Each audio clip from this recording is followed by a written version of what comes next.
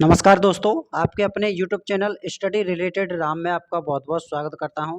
दोस्तों, आपको पता है 20 सितंबर फर्स्ट शिफ्ट का पेपर समाप्त हो गया है और हम आपके लिए 100% जीके जीएस साइंस के ऑथेंटिक क्वेश्चन लेकर आए हैं। तो अभी तक आप हमारे चैनल पर नए हो तो प्लीज़ चैनल को सब्सक्राइब कर लें, बगल में जो बेल आइकन है उसको भी दबा लें ताकि रेलवे की पल पल की अपडेट और इस तरह की वीडियो और ऑल एग्जाम प्रिपरेशन के लिए सबसे पहले आपको नोटिफिकेशन मिलता रहे। और फ्रेंड्स, अगर इस वीडियो को आपका पीडीएफ चाहिए तो पीडीएफ हमारे टेलीग्राम चैनल पर मिल जाएगा। टेलीग्राम चैनल की लिंक वीडियो के डिस्क्रिप्शन में दे रखी है।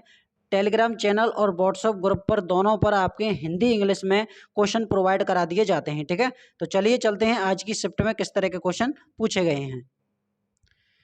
इसमें हमारा पहला क्वेश्चन आया था कि गाड़ियों की लाइट किस तरह की होती है। तो ये क्वेश्चन हमें ठीक से एनालाइज नहीं हुआ है। कुछ इस तरह से पूछा गया था, गाड़ियों की जब लाइट जलती है तो वो किस तरह की होती है। ठीक है, तो इसे हमें कमेंट बॉक्स में जरूर कंफर्म कर दीजिएगा। चलिए अगले क्वेश्चन की तरफ बढ़ते हैं। अगला क्वेश्चन है हमारा, आयरन और कॉपर की अभिक्रिया करने पर क्या प्राप्त होता है। जब लोहे की कील को कॉपर सल्फेट के विलयन में डुबाया जाता है तो वह भूरे रंग का हो जाता है, क्योंकि लोहा कॉपर सल्फेट के विलयन में से कॉपर को विस्थापित करने देता है और आयरन सल्फेट बनाता है। ठीक है, आयरन कॉपर से अधिक अभिक्रियाशील होता है। चलिए अगले क्वेश्चन की तरफ बढ़ते हैं। अगला क्वेश्चन है हमारा, आवर्त सारणी में बाएं से दाएं जाने पर क्या होता है। तो आपको बता दें, आवर्त सारणी में बाएं से दाएं जाने पर प्रोटॉन संख्या बढ़ती है। आवर्त सारणी में दाएं से बाएं जाने पर परमाणु द्रव्यमान बढ़ता है। जिनमें से कुछ अपवाद हैं, जैसे Hg, Bh, Th और Pa(U) और Np(Pu) और Am। जैसे जैसे आप आवर्त सारणी में बाएं से दाएं बढ़ते हैं तो विद्युत ऋणात्मक भी बढ़ती जाती है। ठीक है, इसका राइट आंसर हो जाएगा विद्युत ऋणात्मक भी बढ़ती जाती है। या फिर आपको ऑप्शन इस तरह से दिया होगा, जो प्रोटॉनों की संख्या है वो बढ़ती जाती है। ठीक है, इन दोनों में से देख लीजिएगा ऑप्शन में क्या दिया हुआ था, वही आपका राइट आंसर हो जाएगा। चलिए अगले क्वेश्चन की तरफ बढ़ते हैं। अगला क्वेश्चन है हमारा, आवर्त सारणी में कितने प्राकृतिक तत्व होते हैं। तो 118 तत्वों की जानकारी है। इन सभी तत्वों के गुण भिन्न भिन्न हैं, जिनमें से 94 तत्व प्राकृतिक रूप में पाए गए हैं।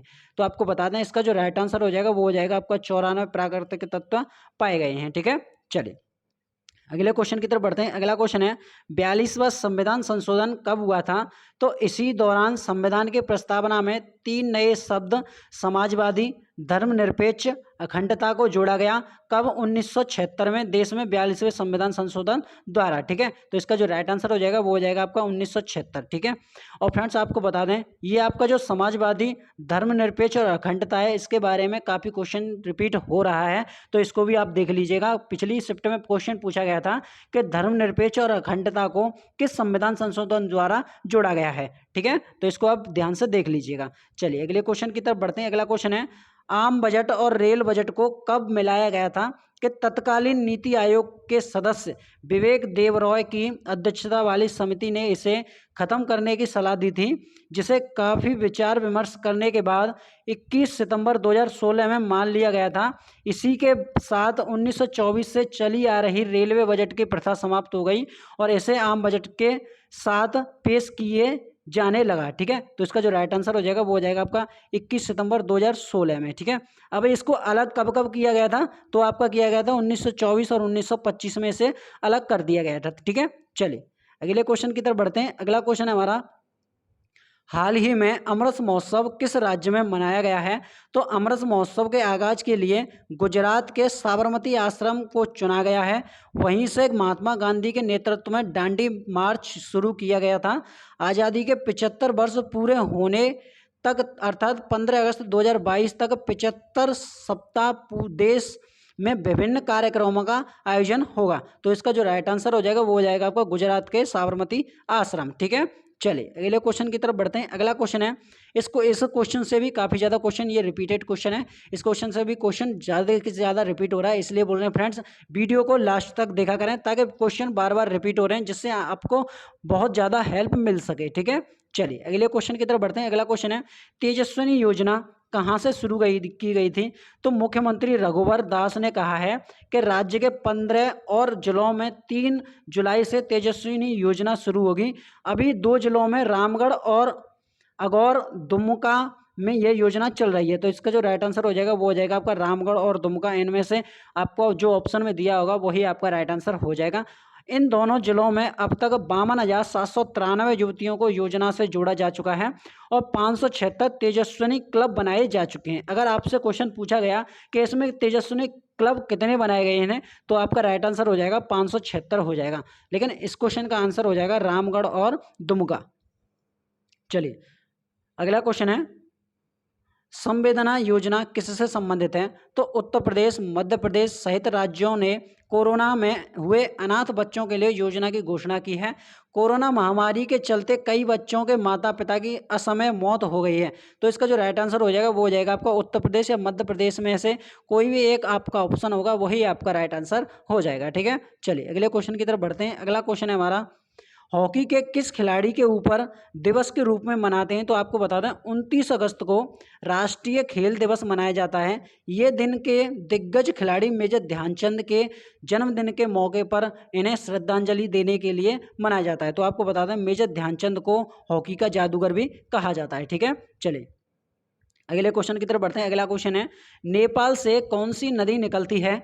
तो कोसी नदी, जिसे 7 सहायक नदियों के कारण सप्तकोसी के नाम से भी जाना जाता है, नेपाल से निकलती है और बिहार की ओर बढ़ जाती है। यहाँ पर दक्षिण पूर्णिया से गंगा में मिल जाती है। तो इसका जो राइट आंसर हो जाएगा वो हो जाएगा आपका कोसी नदी निकलती है नेपाल से। ठीक है, चलिए अगले क्वेश्चन की तरफ बढ़ते हैं। अगला क्वेश्चन है हमारा, राज्य का राज्यसभा किस चीज के लिए होता है? कुछ इस तरह से क्वेश्चन दिया हुआ था, तो आपको बता दें राज्यसभा भारतीय लोकतंत्र की ऊपरी प्रतिनिधि सभा है, लोकसभा निचली प्रतिनिधि सभा है। आपको बता दें राज्यसभा को उच्च सदन और लोकसभा को निम्न सदन बोला जाता है।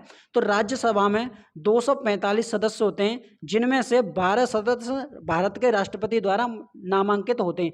तो आपको बता दें ये भी क्वेश्चन आपका पूछा जा चुका है कि राष्ट्रपति द्वारा कितने लोगों को मनोनीत करते हैं? तो आपको 12 सदस्यों को मनोनीत किया जाता है। ठीक है, चलिए अगले क्वेश्चन की तरफ बढ़ते हैं। अगला क्वेश्चन इस तरह से पूछा गया था कि कोरोना काल में किस मंत्रालय द्वारा एक योजना चलाई गई थी?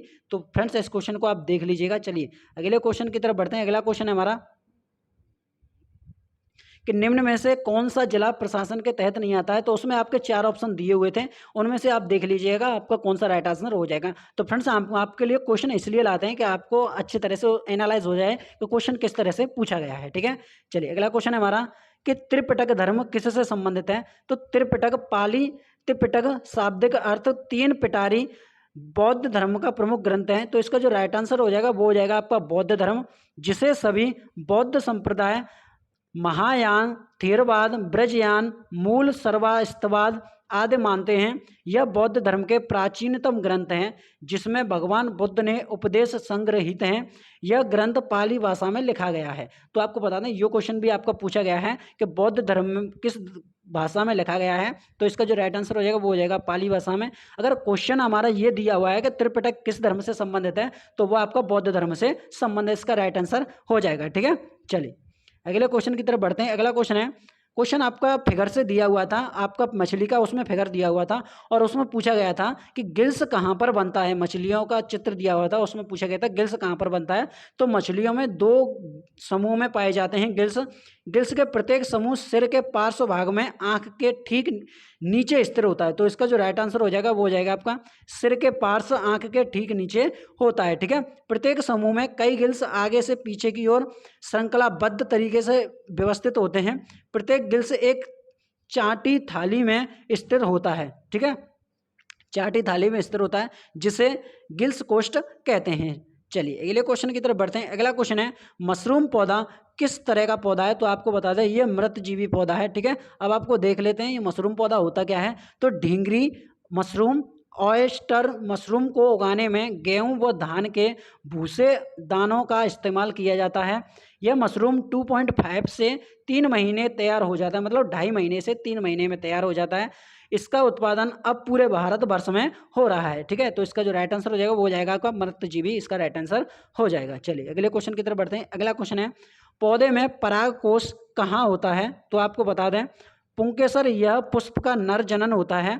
यह पतला तंतु के समान होता है। शीर्ष भाग पर परागकोश होता है जिसमें परागकण होते हैं। इसका मुख्य कार्य परागकणों को उत्पन्न करना है। आपको बता दें, या तो आपसे यह पूछा गया था कि परागकोश कहाँ पर होता है या परागकण कहाँ पर होता है, तो इसका जो राइट आंसर हो जाएगा वो हो जाएगा आपका पुंकेसर में होता है। ठीक है, इसका राइट आंसर हो जाएगा।